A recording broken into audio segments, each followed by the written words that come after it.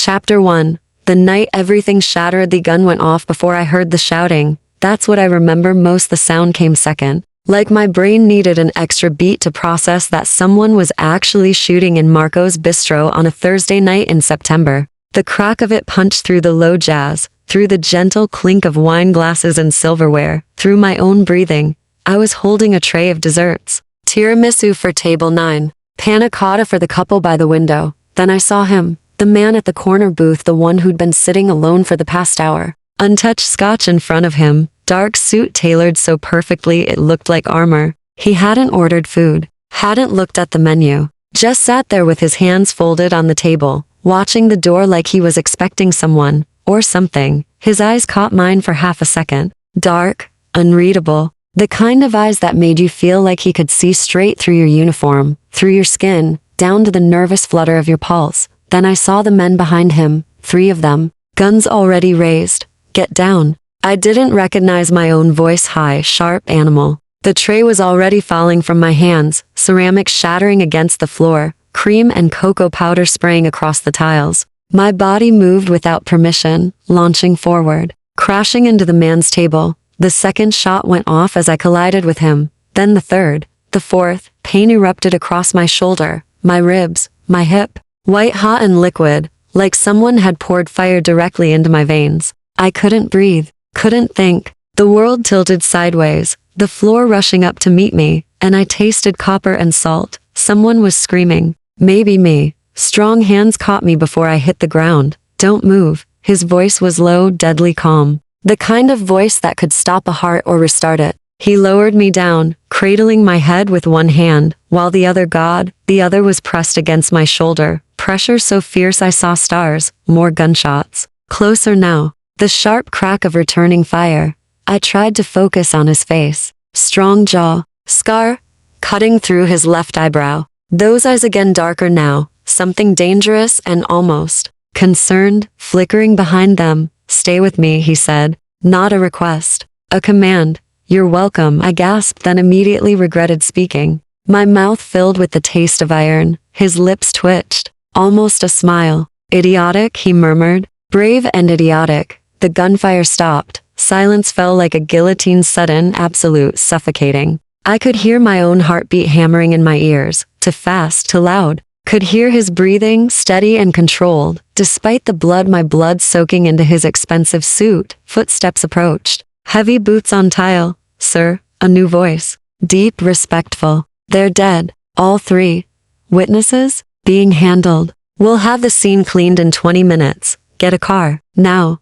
The man's eyes never left my face. His hand pressed harder against my shoulder, and I bit back a scream. And call Donovan. Tell him I need a trauma surgeon. Discreet. Sir, the girl now. The footsteps retreated quickly. I blinked up at him, my vision starting to blur at the edges. Hospital, I managed. I need. Hospital. No hospital. He shifted, sliding one arm beneath my shoulders. The movement sent fresh agony screaming through my body. Hospital means police. Police means questions. Questions mean you're dead within 12 hours. I'm already dying. You're not dying. His voice dropped even lower, intimate, almost like he was telling me a secret. I don't allow it.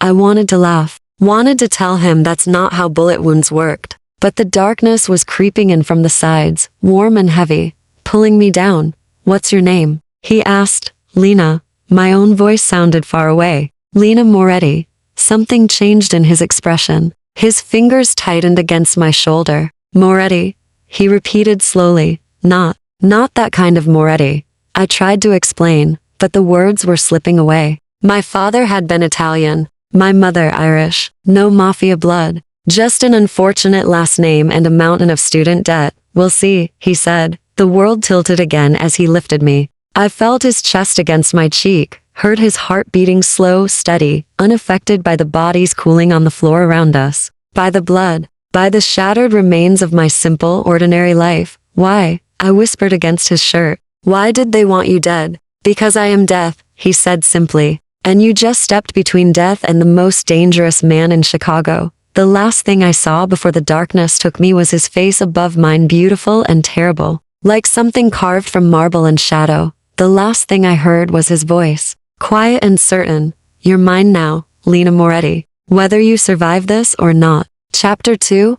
Waking in his world, he woke to silk sheets and the smell of antiseptic. Wrong. That was wrong. My apartment had scratchy cotton bedding from Target and smelled like the Thai restaurant downstairs. This was somewhere else. Somewhere that felt like money, the kind of money that whispered instead of shouted. Pain hit me second. A deep, throbbing ache that radiated from my shoulder down through my ribs, settling like hot coals in my hip. I tried to sit up, and immediately regretted it. Don't. A woman's voice, firm but not unkind. You'll tear the stitches. I turned my head slowly. A woman in her 50s stood beside the bed, gray hair pulled back in a neat bun, wearing surgical scrubs. She had the kind of face that had seen too much and stopped being surprised by any of it. Where am I? My voice came out scratchy, raw. Somewhere safe. She moved closer, checking in 4 bag hanging beside the bed. Clear fluid dripped steadily into a tube that disappeared under white bandages wrapped around my arm. I'm Dr. Donovan. I've been monitoring you for the past 18 hours. 18 hours. The bistro. The gunshots. The man with dark eyes and darker promises. You're mine now. I need to go home, I said, trying again to sit up. The room spun viciously. I need to call my roommate. She'll be worried. I have a shift tomorrow. Your roommate thinks you're visiting family in Wisconsin. Emergency. Dr. Donovan pressed me back down with surprising strength. Your manager at the bistro received notice that you're taking a leave of absence. Paid. Everything's been handled. Handled. The word tasted bitter. By who? Him? She didn't answer. Just adjusted the 4 drip with practiced efficiency. The man from the restaurant, I pressed. Where is he? Mr. Constantine is handling business. Constantine. The name landed in my stomach like a stone. I knew that name. Everyone in Chicago knew that name, even if they pretended not to. Dominic Constantine, the ghost who ran the South Side. The man politicians denied existed while taking his money. The name whispered in back rooms and courtrooms. The king of Chicago's underworld, and I'd thrown myself in front of his bullets. Oh God, I closed my eyes. Oh God, I'm so stupid. Stupid would have been staying down. Dr. Donovan's voice softened slightly. You saved his life. That matters to him. I don't want it to matter to him, but even as I said it, I remembered his hands on me, gentle despite their strength, careful despite the chaos. The way he'd looked at me like I was something rare, something worth protecting. Or possessing. The door opened. He walked in like he owned the room. Hell, he probably did own the room, owned the whole building, knowing what I now knew. Same dark suit, different from yesterday, but just as perfectly tailored. His tie was loosened slightly, top button undone. It was the most disheveled I imagined Dominic Constantine ever allowed himself to look. Out, he said to Dr. Donovan. She left without a word, closing the door behind her with a soft click. Silence stretched between us. He stood at the foot of the bed, hands in his pockets, studying me the same way he'd studied the restaurant door before the shooting started. Like he was calculating angles, measuring threats. You're looking better, he finally said. You're looking alive. I meant it to sound defiant. It came out tired instead. Guess I did my good deed for the year. 4 bullets. He moved closer, his footsteps soundless on the hardwood floor. Shoulder to ribs cracked. Not broken, and your hip. You lost enough blood that Donovan had to transfuse you twice. Do you understand what you did? Apparently something stupid. Apparently something no one has done for me in 20 years. He reached the side of the bed. Up close, I could see the shadow of exhaustion beneath his eyes, the tension in his jaw. Why? I don't know. And that was the truth. I didn't know why I'd moved. Why? My body had reacted before my brain could stop it. Instinct, maybe. I saw the guns, I saw you, and I just moved. Instinct. He repeated the word like it was foreign. Most people's instinct is to run. Most people are smarter than me. That almost smile again. Dangerous and brief. Most people are more afraid. Oh, I'm afraid? I met his eyes. I'm terrified. I know who you are now. Dominic Constantine. I might be a poor waitress from the West Side, but I'm not deaf. I know what you do. And yet you're still looking at me. He was right. I should have been looking away, should have been trembling, should have been begging him to let me go. But something in me refused to cower. Maybe because I'd already taken his bullets. Maybe because cowering wouldn't change anything now. What happens to me? I asked quietly. He was silent for a long moment. Then he reached out, his fingers ghosting along the edge of the bandage on my shoulder. The touch was feather light, almost reverent. You're under my protection now. Anyone who wants to hurt you will have to go through me first. His voice dropped lower. And no one goes through me, Lena. I didn't ask for your protection. You took 4 bullets for me. You don't get to choose anymore. His hand moved from my shoulder to my jaw, tilting my face up to meet his gaze. Those men were Volkov's. Anton Volkov, my oldest enemy. By saving me, you became his target. Congratulations. You're in the war now. My breath caught. I just wanted to serve dessert. You served justice instead. His thumb brushed across my cheekbone, the gesture unexpectedly tender. Messy, impulsive, beautiful justice. Then he pulled away, the warmth of his touch disappearing like it had never existed. Rest, heal, and get used to these walls. He walked toward the door. Because you're not leaving them until I say so. And if I try? He looked back, and for the first time, I saw something dangerous flicker behind his eyes. Something possessive and absolute. Then I'll bring you back myself. Every single time. The door closed behind him with a soft, final click. I was a prisoner in silk sheets, guarded by the man I'd saved, and somewhere in Chicago, Anton Volkov was already sharpening his knives. Chapter 3. The confession and candlelight. Days passed in that gilded cage. Dr. Donovan visited twice daily, checking my wounds, changing bandages, administering antibiotics through the 4 until finally removing it on day 2. The stitches itched beneath the gauze. My body was a map of purple and yellow bruises, ugly reminders that I'd stopped being invisible. Dominic came every evening at 8. He never stayed long, 15 minutes, maybe 20. He'd sit in the leather chair by the window, ask how I was healing, and watch me with those calculating dark eyes. We didn't speak much. The silence between us felt heavy with honest questions, with a tension I didn't want to name.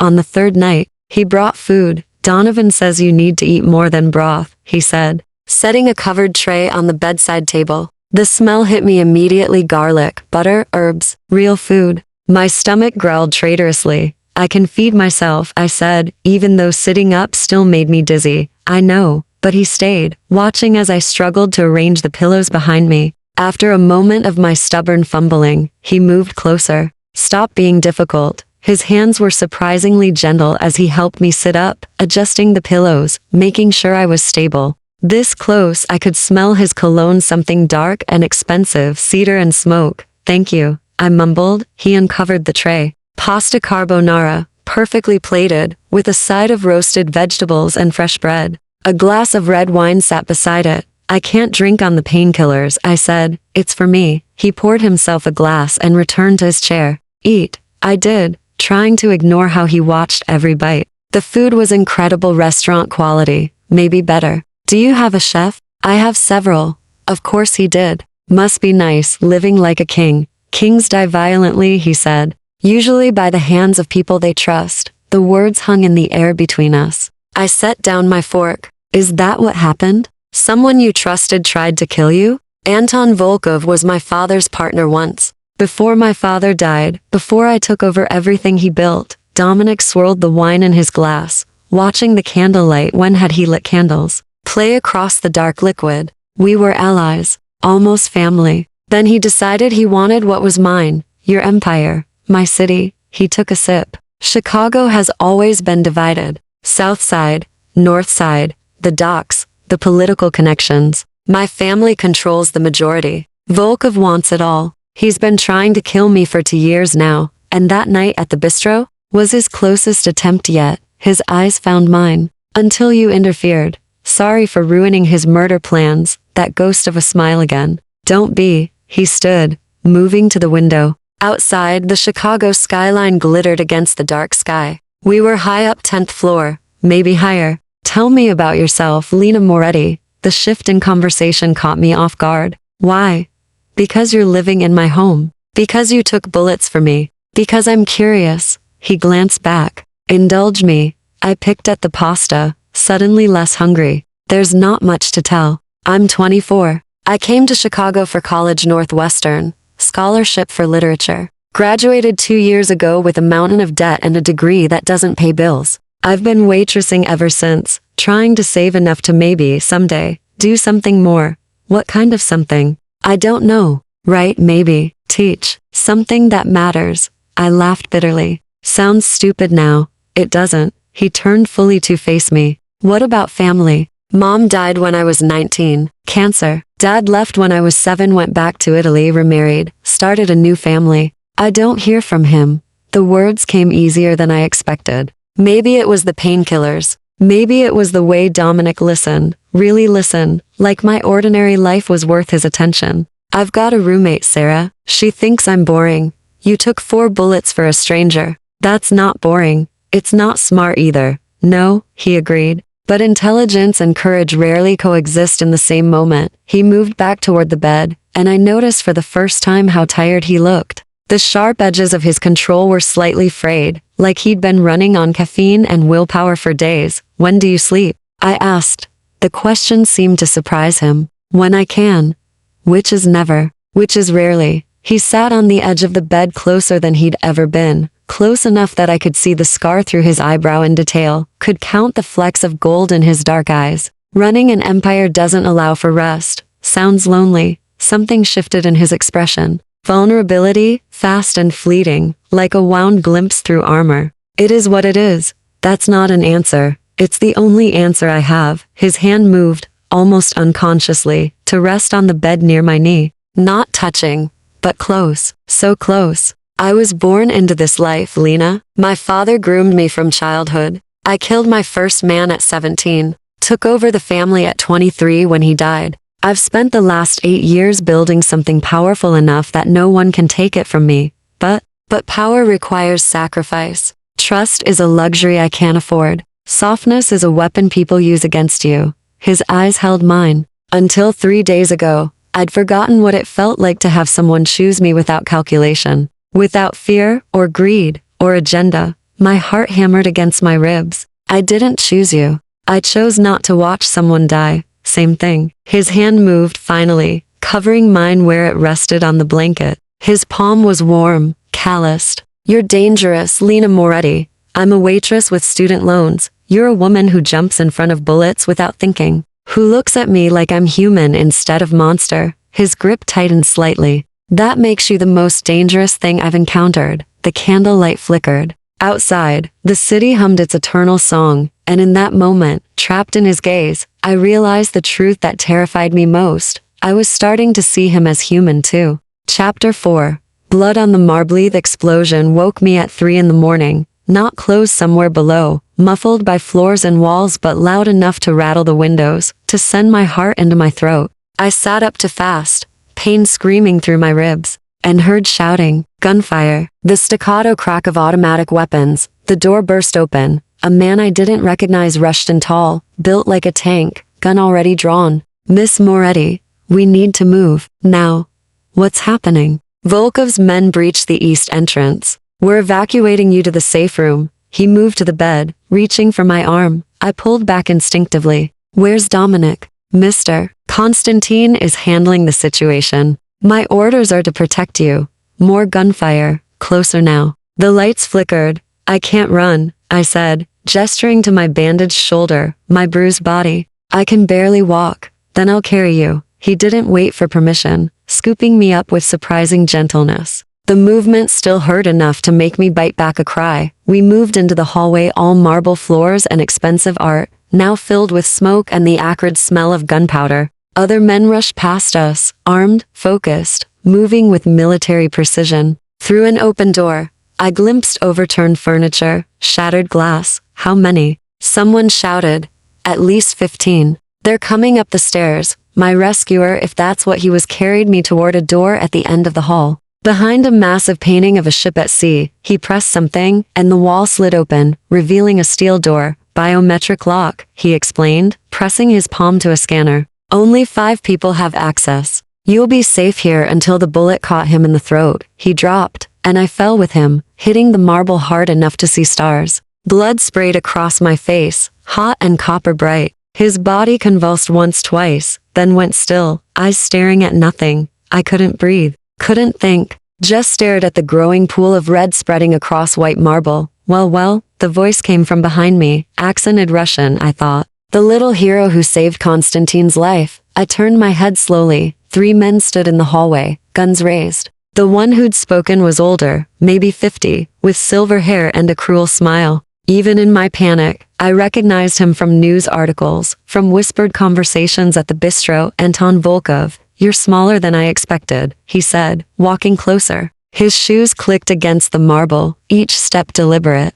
Younger, prettier. I can see why Dominic's been keeping you locked away like a treasure. I'm nobody. I managed, my voice shaking. Just a waitress. Please, you're the woman who cost me my best opportunity. He crouched beside me, close enough that I could smell his cologne de suite, cloying. 3 years I've been planning to kill Dominic Constantine. 3 years of patience, of positioning, of waiting for the perfect moment. And you ruined it. His hand shot out, grabbing my injured shoulder. I screamed as pain exploded through me, white hot and all-consuming. Where is he? Volkov squeezed harder. Where's your protector now? Right here. Dominic's voice cut through my agony like a blade. He stood at the other end of the hallway, gun raised, perfectly calm despite the blood splattered across his white shirt. Behind him, more of his men filed in, weapons trained on Volkov and his guards. Let her go, Anton. Dominic's voice was ice. Pure, lethal ice. Volkov laughed, pulling me up against him, gun pressed to my temple. The metal was cold against my skin. I don't think so. She's my insurance policy now. There's no insurance against what I'll do to you if you hurt her again. Brave words from a man who's outnumbered. Count again. More men appeared from doorways, from behind corners, from the smoke itself. It seemed at least 20, all armed, all focused on Volkov with predatory intensity. Volkov's confidence wavered. I felt it in the slight tremor of his hand, the tightening of his grip. You care about her, Volkov said slowly, realization dawning. The great Dominic Constantine actually cares about this little nobody. How wonderfully human of you. How wonderfully weak. Last chance, Dominic said. Let her go.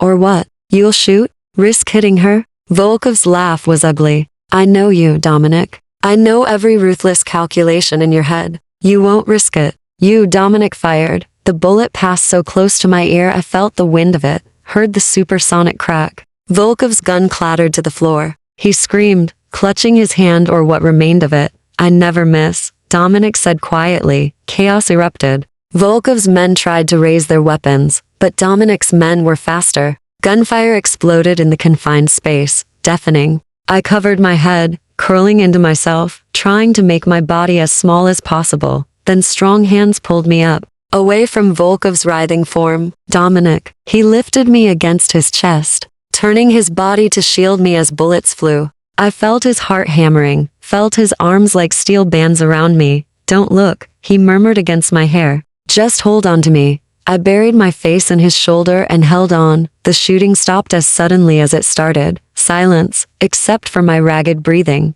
Dominic's steady heartbeat, and the wet, gasping sounds of dying men. Sir, someone said. Volkov's still alive. Good. Dominic's voice was cold again, emotionless. But his arms around me stayed gentle. Take him to the basement. I'll deal with him personally. And the girl? The girl stays with me. He started walking, carrying me away from the blood and smoke and death. She stays with me from now on. Every minute, every second. No one touches her but me. His grip tightened, possessive and protective all at once. Do you understand me, Lena? He whispered, so quiet only I could hear. You're mine to protect now. Mine to keep safe. Mine. I should have been terrified. Instead, wrapped in the arms of Chicago's most dangerous man, I felt safer than I'd ever felt in my life. Chapter 5. The weight of his world. He carried me to his room. Not the sterile guest bedroom I'd been recovering in, but his personal space, a sanctuary I hadn't known existed. Dark wood, floor-to-ceiling windows overlooking the city, a massive bed with black silk sheets. Everything smelled like him, cedar and smoke and something deeper, more primal. You need to rest, he said, setting me down on the edge of the bed with infinite care. His hands lingered on my waist, steadying me. I need answers. My voice shook, adrenaline still coursing through my system. I could still feel Volkov's gun against my temple, still smell the blood. What just happened? How did they get in? A guard on the east entrance. He was on Volkov's payroll. Dominic's jaw tightened. I should have seen it. Should have anticipated. You can't anticipate everything. I can. I have to. He pulled away,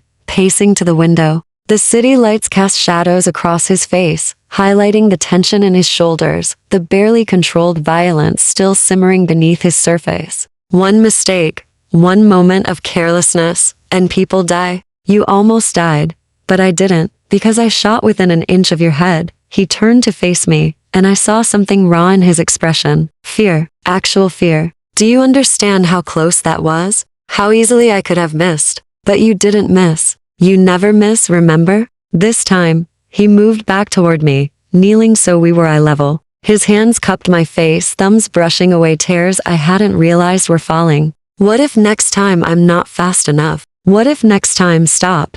I covered his hands with mine. I'm here. I'm alive. We both are.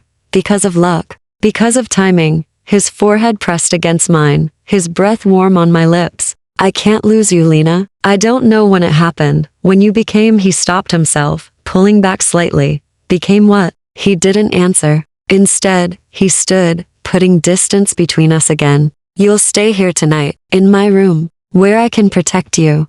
And where will you be? In the basement. Questioning Volkov, the coldness returned to his voice. Finding out who else on my payroll has betrayed me. Making sure this never happens again. I thought about what that meant, questioning in Dominic's world. The basement. The blood that would be spilled. Will you kill him? Eventually. No hesitation. But first, I need to know everything. Every name, every connection, every plan he's made against me. He moved to a dresser, pulling out a black t-shirt. Here.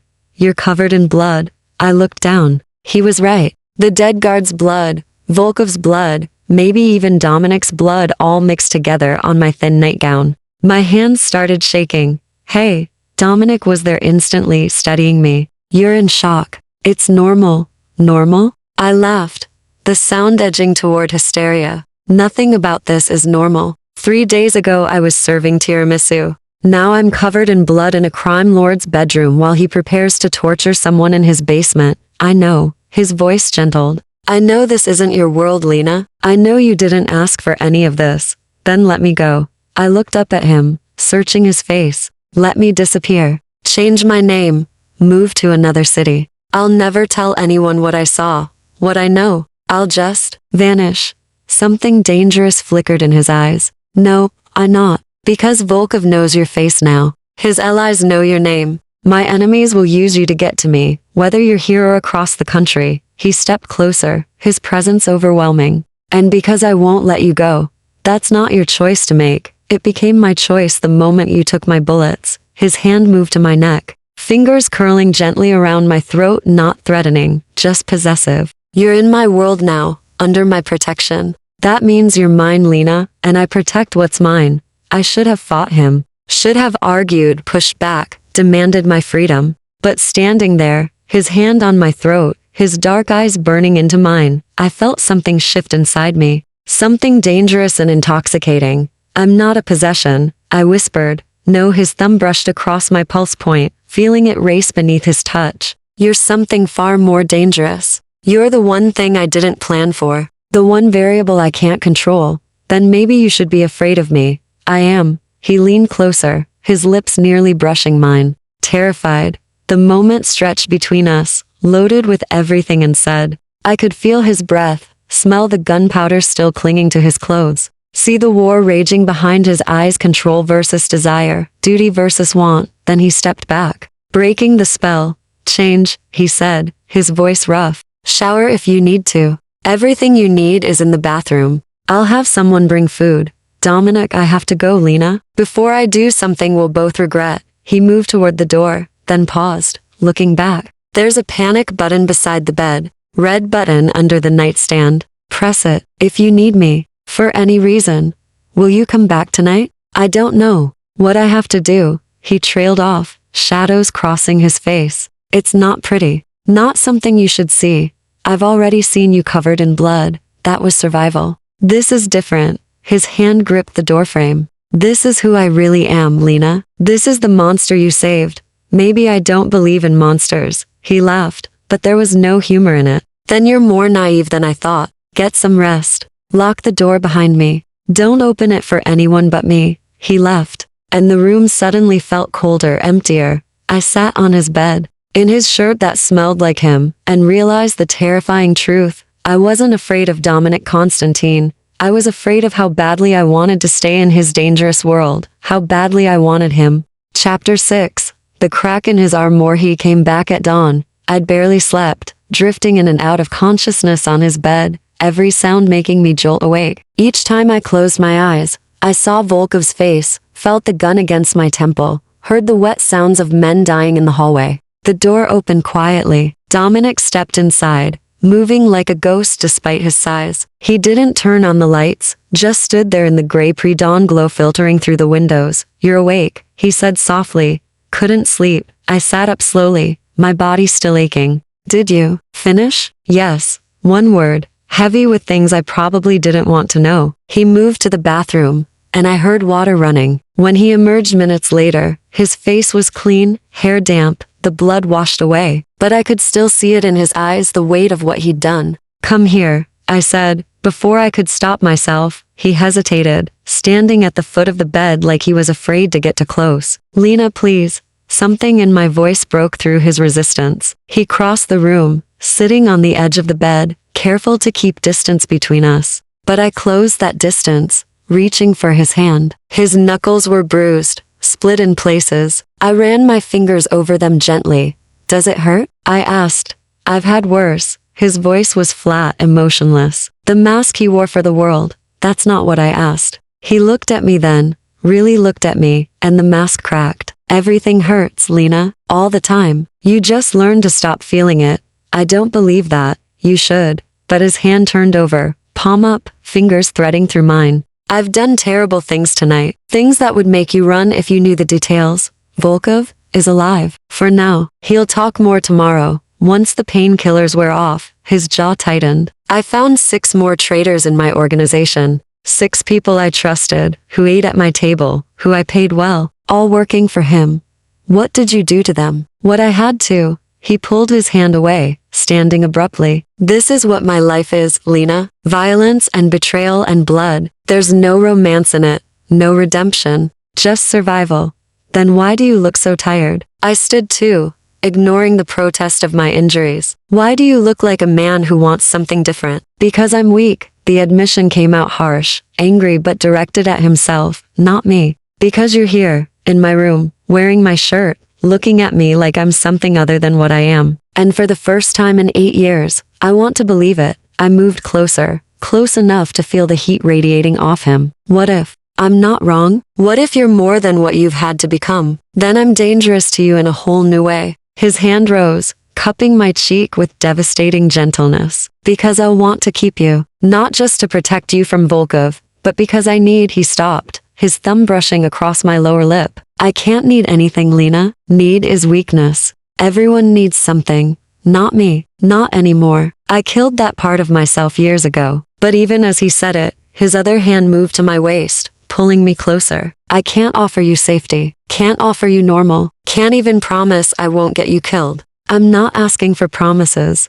"Then what are you asking for?" "This." I rose on my toes, closing the distance between us, and pressed my lips to his. For one heartbeat, he was frozen. Then something inside him broke. His arms wrapped around me, crushing me against his chest as he kissed me back with desperate intensity. It wasn't gentle or careful, it was hunger and need and all the things he'd been holding back. His hand fisted in my hair, angling my head, deepening the kiss until I couldn't breathe, couldn't think, could only feel. I tasted coffee on his tongue, felt the rough stubble of his jaw against my skin. My injured shoulder screamed in protest, but I didn't care, just pressed closer, needing more of him, more of this moment where all his walls came down. He pulled back suddenly, breathing hard, forehead resting against mine. "We shouldn't, I know. You're injured. You're in shock. You don't know what you want." "I know I want this moment." My hands gripped his shirt, keeping him close. "I know I'm tired of being afraid. I know that when you hold me, I feel safer than I've ever felt. Even though you're the most dangerous person I've ever met." "Lena." My name was a prayer and a curse on his lips. "If I start this, if I let myself have you, then have me." His control shattered. He kissed me again, slower this time but somehow more intense. His hands mapped my body like he was memorizing. Every curve, every scar, every place I'd been hurt, protecting him. When his lips moved to my neck, I gasped, my fingers tangling in his hair. "Tell me to stop," he whispered against my skin. "Tell me this is wrong." "I can't, you should." But he didn't stop, just held me tighter, like I was the only solid thing in his violent world. "God help me, Lena, I can't let you go." We stood there in the gray dawn light, wrapped around each other, both of us knowing this changed everything. That we'd crossed a line that couldn't be uncrossed. Finally, he pulled back, brushing a strand of hair from my face. "You need rest. Real rest. Stay with me," I said. "Just for a little while. Just hold me." He hesitated, then nodded. Just for a little while. We lay down together on his bed, my head on his chest, his arms around me. I listened to his heartbeat, steady, strong, alive. His fingers traced patterns on my back, soothing and possessive all at once. "Lena?" His voice was quiet in the dim light. "Yeah, thank you. For saving my life. For not running. For seeing something in me worth saving." I pressed a kiss to his chest, right over his heart. "Thank you for keeping me alive long enough to realize I was done just surviving." His arms tightened around me, and in that moment, in the calm before whatever storm was coming, we both surrendered to something more dangerous than bullets: hope. Chapter 7. Broken Trusty woke to shouting. Dominic was already gone, the sheets beside me cold. Sunlight streamed through the windows late morning, maybe noon. I'd slept harder than I had in days, wrapped in his scent, feeling safe despite everything. The shouting grew louder. Men's voices, angry, from somewhere down the hall.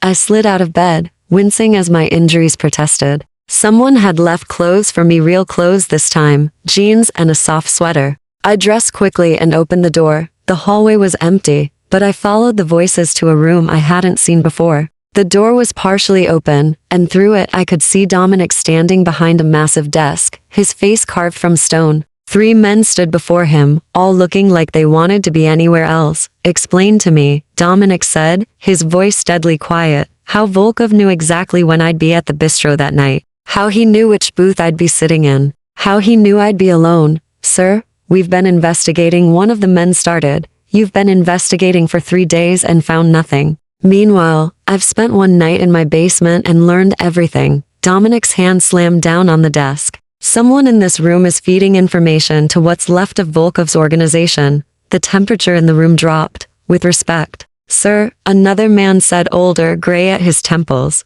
Someone who'd clearly been with Dominic for years. "We've all been loyal to your family for decades. We would never." My father said the same thing about the 6 men I killed last night. Dominic's eyes swept over them. "Loyalty is a word. I need proof." That's when I saw it, the slight shift in the third man's posture, the way his hand moved incrementally toward his jacket. Something instinctive in me recognized danger. "Dominic," I shouted, pushing through the door. Everything happened at once. The third man drew a gun. Dominic's hand went to his own weapon. The other 2 men dove for cover. I was already moving, my body reacting before my brain caught up, throwing myself between Dominic and the shooter, just like I had at the bistro. But Dominic was faster this time. He caught me around the waist, spinning us both behind the desk as the shot rang out. The bullet buried itself in the wall where Dominic's head had been. Before the traitor could fire again, Dominic had his own gun out, returning fire with clinical precision.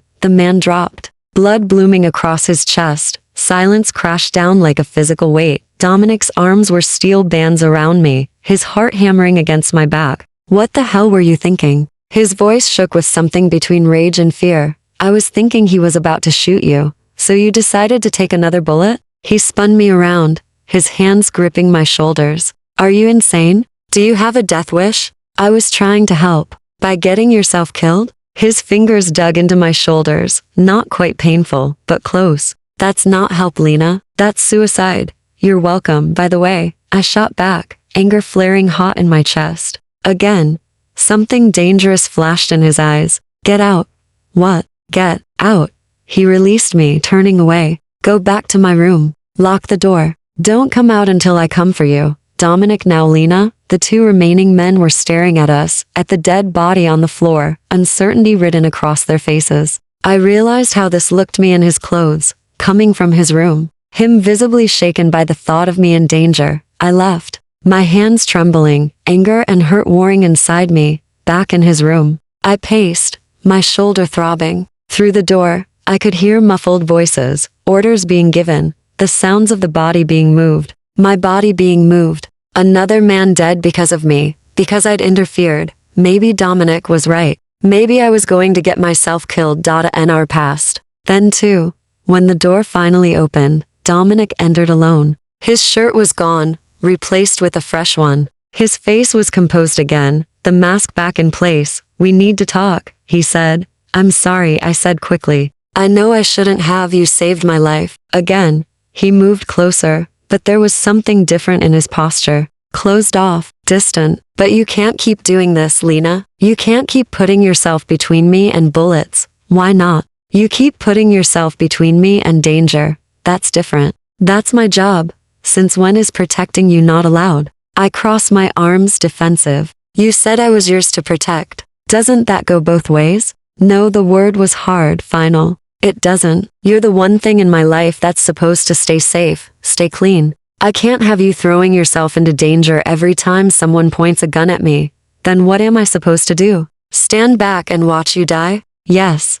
His jaw clenched. "Because if you die protecting me, I'll destroy this entire city looking for revenge. I'll burn everything down. And that's not who I want to be." The admission hung between us, raw and honest. "The man who shot at you," I said quietly. "Who was he?" "Marcus. He's been with my family for 15 years. He helped raise me after my father died." Dominic's voice was hollow. "Volkov offered him $5 million to feed him information, to set up the bistro hit, to tell him about the vulnerabilities in my security. Oh, Dominic, he was my friend." He looked at me, and I saw the wound there, deeper than any bullet. I trusted him, and he sold me out for money. I moved to him, wrapping my arms around his waist. For a moment, he stayed rigid. Then he folded around me, his face buried in my hair, his breath ragged against my neck. "Everyone betrays me," he whispered. "Everyone except you." "I won't." "You can't promise that."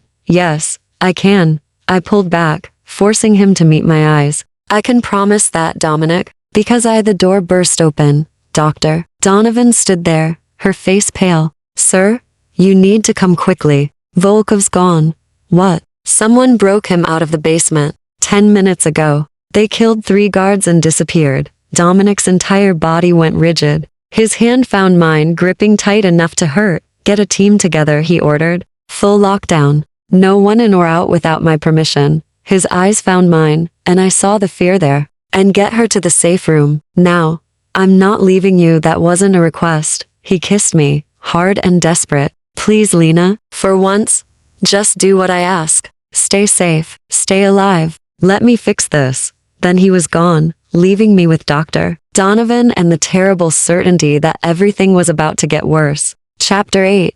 The Devil's Return. The safe room was underground, steel walls, reinforced door, enough supplies to last a week. Dr. Donovan left me there with 2 armed guards posted outside and instructions to stay put no matter what I heard. I lasted 20 minutes before the panic set in. Not panic about being trapped, panic about Dominic out there, hunting a wounded animal with nothing to lose. Volkov had been tortured, humiliated, maimed. Men like that didn't run away to hide. They came back for revenge. I pressed my ear to the door, listening. Muffled sounds from above, footsteps, shouts, the organized chaos of a compound on lockdown. Then, distantly, gunfire. My heart stopped. More shots, a full firefight. I pounded on the door. "Let me out." "Miss Moretti, our orders." "I don't care about your orders." "Something's wrong. I can feel it."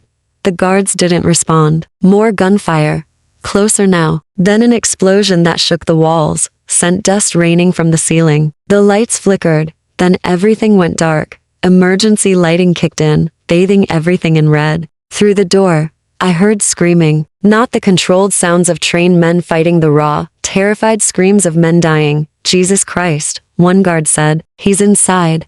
"How many?" "I don't there." Gunshots? So loud through the door I covered my ears. Then silence. Terrible, complete silence. I backed away from the door, my heart hammering. My shoulder throbbed where I'd been shot days ago. My hands shook. I looked around the safe room frantically. No weapons. Nothing I could use to defend myself except a fire extinguisher mounted on the wall. I grabbed it, holding it like a club. The lock on the door beeped. Someone was using the biometric scanner. The door swung open. Anton Volkov stood there, his ruined hand wrapped in bloody bandages, his face a mask of bruises and cuts from his interrogation. Behind him, at least 6 men, all armed, all looking at me like I was already dead. Hello again, little hero. His smile was a grotesque thing, half his teeth missing. Did you miss me? I raised the fire extinguisher. Stay back. He laughed, the sound wet and painful. Brave, so brave, just like in the restaurant. You know, I admire that about you. Such loyalty to a man who only brings death to everyone around him. Where's Dominic? Busy, very busy. Volkov stepped into the room. My men are keeping him occupied upstairs. By the time he realizes where I really am, where you really are, it will be too late. He'll kill you, eventually, yes. But first, I'm going to take everything from him. His good hand reached out, stroking my cheek. I jerked away, starting with his beautiful little weakness. His liability, his Achilles heel. I'm not his weakness. No, Volkov's smile widened. Then why did he keep you here, hidden away like a precious jewel? Why did he torture me for hours, screaming questions about who else wanted to hurt you? Why did every single plan he made revolve around your safety? My stomach dropped. He loves you, Volkov continued, almost gently. The great Dominic Constantine, who hasn't loved anything since his father died, loves a nobody waitress with a hero complex. It's poetic, really, beautiful, and it will destroy him. No, yes. He nodded to his men. Take her, carefully. She needs to be alive and intact when Dominic finds her. I want him to see exactly what I'm going to do. 2 men moved forward. I swung the fire extinguisher with all my strength, catching one in the temple. He went down hard, but the other grabbed my arms, wrenching the makeshift weapon away. Pain exploded through my injured shoulder, and I screamed, "Don't damage her." Volkov snapped. I said carefully. They zip-tied my hands, dragged me toward the door. I fought, kicking, biting, anything to slow them down. But I was weak, injured, outnumbered. Then I heard it, Dominic's voice, distant but growing closer. "Lena, he's coming," I gasped. "He'll find you." Volkov pressed something cold and metallic against my neck. A gun. Then let's make sure we're long gone before he does. Move. They hauled me through the corridors, past the bodies of Dominic's guards, upstairs slick with blood. The compound was chaos, fires burning, alarms blaring, the sound of fighting everywhere. Volkov's escape had been a diversion. The real attack was extraction, extracting me. We burst through a side door into the cold morning air. A black van waited, engine running. They threw me inside, Volkov climbing in after me. The door slammed shut. Drive, he ordered. The van lurched forward, through the back window. I saw Dominic burst out of the building, his shirt torn and bloody, gun in hand. Our eyes met for one impossible second. I saw the exact moment he understood what was happening. Saw his face transform from controlled fury to something primal and terrified. He raised his gun, but we were already too far, moving too fast. He ran after us anyway, shooting, but the bullets ricocheted off armored plating. The last thing I saw was him dropping to his knees in the middle of the street, still screaming my name. Then we turned a corner, and he disappeared. Volkov settled back against his seat, breathing hard, cradling his ruined hand. Now we wait. Now we let him suffer. Let him imagine all the terrible things I'm going to do to you. He'll find me, I said, my voice stronger than I felt. He'll tear this city apart looking for me. I'm counting on it. Volkov smiled, his remaining teeth stained with blood. Because when he comes, and he will come, I'll be ready. I'll have everything prepared, and I'll make him watch while I destroy the only thing he's ever loved. You don't understand him at all. No, if you kill me, there'll be nothing human left in him. Nothing to hold him back. I met his eyes, letting him see I wasn't bluffing. You think he's dangerous now? Wait until you see what he becomes when he has nothing left to lose. For the first time, I saw fear flicker across Volkov's face, but the van kept moving, carrying me deeper into the city, farther from safety, farther from Dominic, and all I could do was trust that he'd find me before Volkov made good on his promises. Trust, and pray I'd bought enough time. Chapter 9. Into the Firethi took me to the docks. An abandoned warehouse that smelled like rust and salt water and decay. Volkov's men dragged me inside, my feet catching on broken concrete, my shoulder screaming. They zip-tied me to a metal chair in the center of the space. Surrounded by shadows and the distant sound of Lake Michigan lapping against rotting pylons, Volkov circled me slowly, his footsteps echoing in the cavernous space. Do you know what this place is? I didn't answer.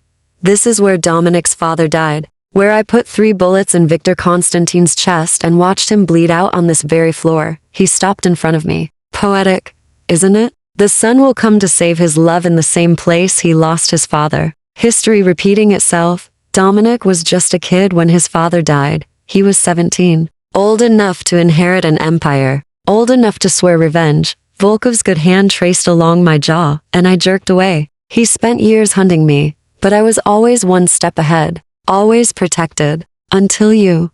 Until I what? Until you made him vulnerable. Gave him something to lose. His fingers tightened, forcing me to meet his eyes. Before you, he was ice. Calculation. Pure survival instinct. But now he's human again. And humans make mistakes. The warehouse door burst open. Dominic stood silhouetted against the gray afternoon light, gun raised, flanked by at least 15 armed men. But his eyes were only on me, cataloging every bruise, every sign of harm, making promises of violence with just a look. Let her go, Anton. His voice was steady, but I heard the rage underneath. The barely leashed fury. Or what? Volkov pulled out a gun, pressing it to my temple. DJ Vu washed over me, the bistro, his penthouse, now here. You'll shoot me? Risk hitting her again? We both know your aim isn't perfect when emotions are involved. My aim is perfect. Dominic took a step forward. Always, then prove it.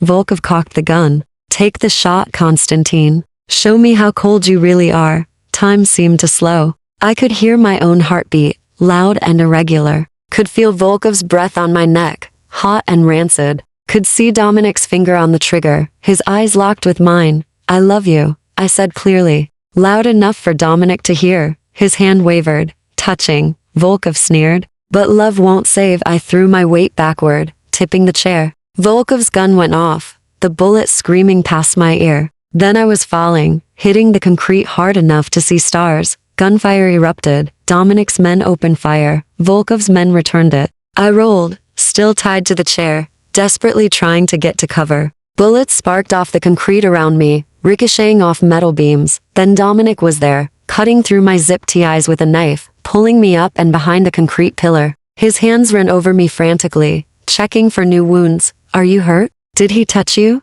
Did he? I'm okay. I grabbed his face, forcing him to look at me. I'm okay, Dominic. Something in him broke. He crushed me against his chest, his whole body shaking. I thought I lost you. I thought. His voice cracked. Lena, if he'd killed you, but he didn't. I'm here. I'm alive.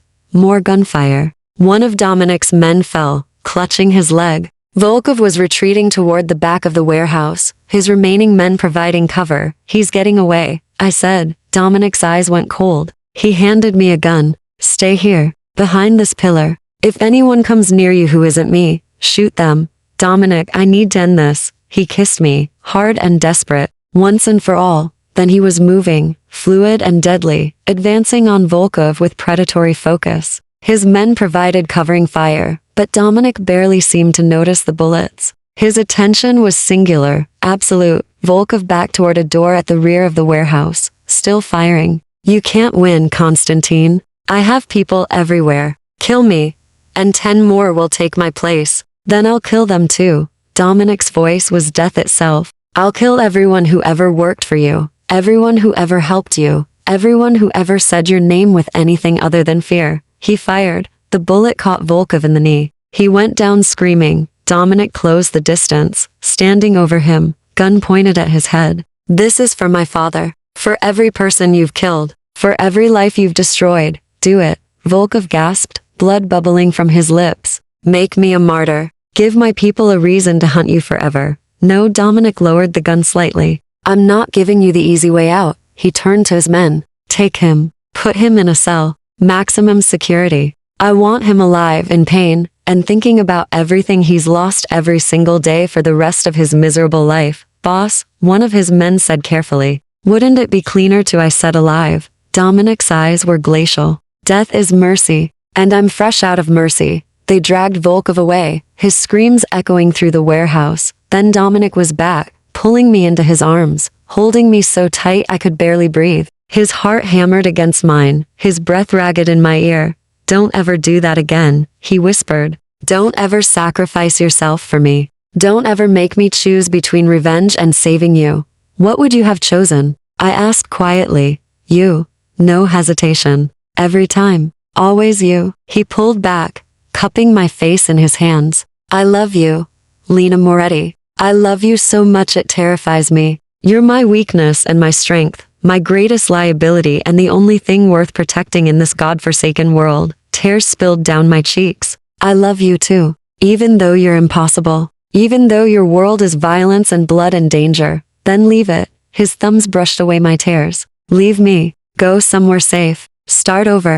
I'll give you money, protection, a new identity. You can have the life you deserve. What if the life I deserve is with you? Lena, what if I choose this?" I pressed closer. "Choose? You choose danger. Choose being terrified every day, but knowing I'm exactly where I'm supposed to be."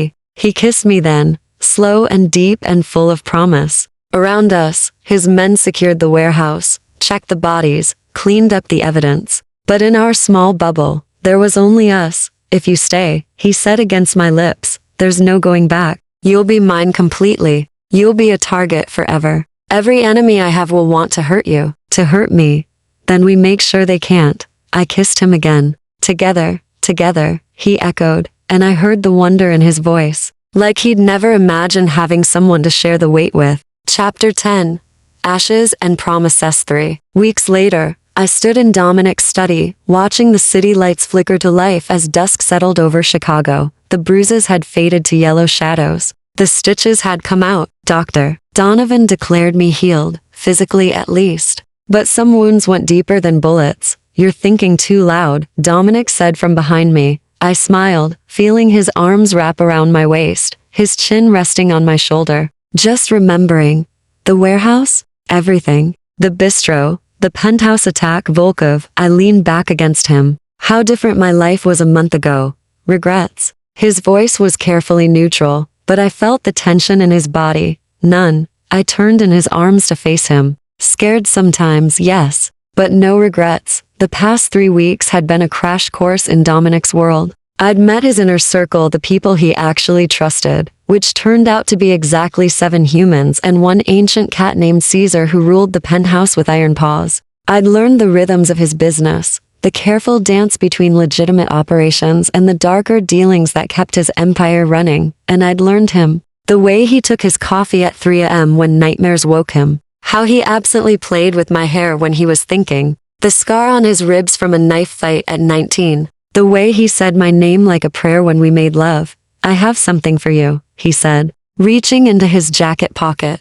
"Dominic, if it's another expensive, it's not jewelry." He pulled out a passport. My passport, except the name was different. Elena Constantine. My breath caught. "It's real," he continued. "Legal. I have a judge on retainer who specializes in these things. You're still you, same social security number. Same history, but the name change is official. Protected. You want me to take your name. I want you to be safe." His thumb brushed across the passport photo. Volkov's in a cell, but his organization still exists. His lieutenants, his allies, they know your face, Lena. They know you as Moretti. But as Constantine, he met my eyes. As my wife, you're untouchable. Your wife. The word felt foreign and right all at once. "If you want to be." He set the passport aside, taking my hands. "I'm not good at this. At relationships. At vulnerability. At being anything other than what I've had to be. But you make me want to try. You make me believe I can be something more than just the devil of Chicago. You were never just that. To everyone else, I was. I am." His grip tightened. "But with you, I'm just Dominic. A man who's terrified of losing the best thing that ever happened to him. A man who wants to wake up every morning and see you breathing beside him. A man who," he paused, vulnerability flickering across his face. "A man who's asking you to marry him, even though he has no right to ask for forever." Tears blurred my vision. "You're really terrible at proposals." "I know." A ghost of a smile. "No ring, no getting on one knee, just a passport and a confession in a room that's witnessed more death threats than declarations of love. It's perfect." I kissed him softly. "It's completely, impossibly perfect. Just like you." Is that a yes? That's a yes.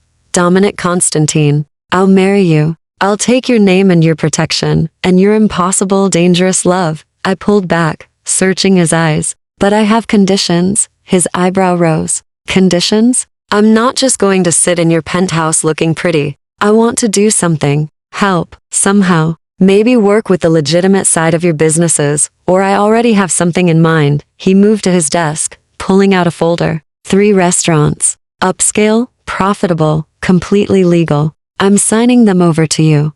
What? You said you wanted to do something that mattered. You love food, love serving people, love creating experiences. He opened the folder, showing me property deeds, business licenses, financial statements. I want you to run them. Make them yours. Build something that has nothing to do with my other operations. I stared at the papers, my heart swelling. This is too much. This is what you deserve. A life that's yours, not just an extension of mine. He pulled me close. I need you to have something separate, Lena, something safe. Because if anything ever happens to me, don't. If anything happens, he continued firmly, you'll have these. Income, legitimacy, a future. You won't be just the widow of a crime lord. You'll be a successful businesswoman with your own empire. Our empire, I corrected? Everything from now on is ours, Dominic. The danger, the joy, the fear, the hope. Together. He kissed me then, deep and claiming, like he was sealing a vow.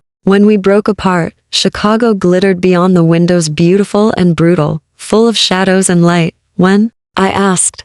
Tomorrow if you want. I have a priest who owes me favors. Or we can wait, have something bigger tomorrow. I didn't need time to think. Small ceremony. Just the people who matter. Tomorrow, he agreed. That night, wrapped in his arms, I thought about the girl I'd been a month ago. The waitress serving tiramisu, dreaming of someday mattering, of making a difference. I'd thought I'd have to wait years, work endlessly, sacrifice everything to become someone important. Instead, I'd thrown myself in front of bullets and found my purpose in the most unlikely place, in the arms of Chicago's most dangerous man. Lena? Dominic's voice was sleepy, warm against my hair. Yeah? Thank you.